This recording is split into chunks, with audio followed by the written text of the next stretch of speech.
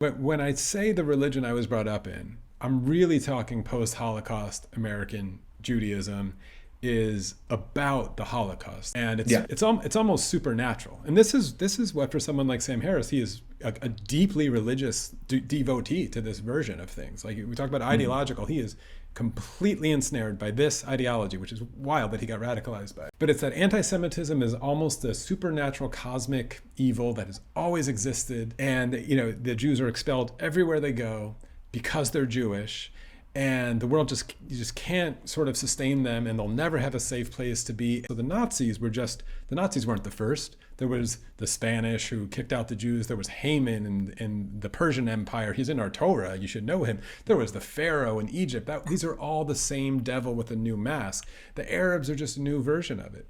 And so that's an unfalsifiable ideology, like all religions. It's a God that you can't disprove. So any hatred, and no matter what you do, it was bound to come out. Anything you're doing in the world is preemptively trying to keep that devil at bay.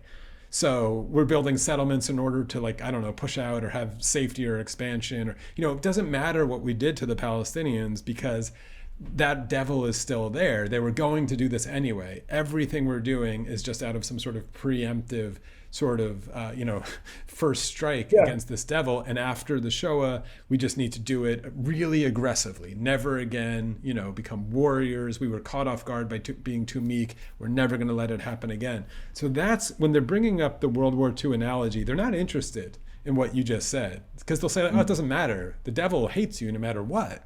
It doesn't Yeah. matter what you did to the devil. The devil's the devil. The devil hates you. So sure, call it this, call it that, or whatever. But one thing that actually gave me a tiny bit of hope from this crowd, and I still get it in my comments sometimes, was Sam, who we're bringing up, in the early days after October 7th, when I can confirm for anybody listening, knows literally nothing about the history. I can confirm this through literally nothing, but is trying to, I think, educate himself as best he can.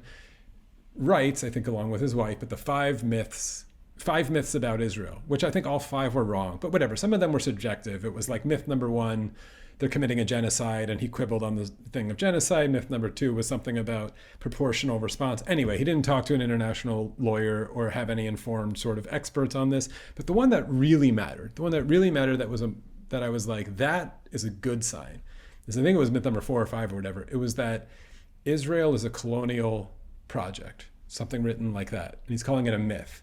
And I was like, fascinating.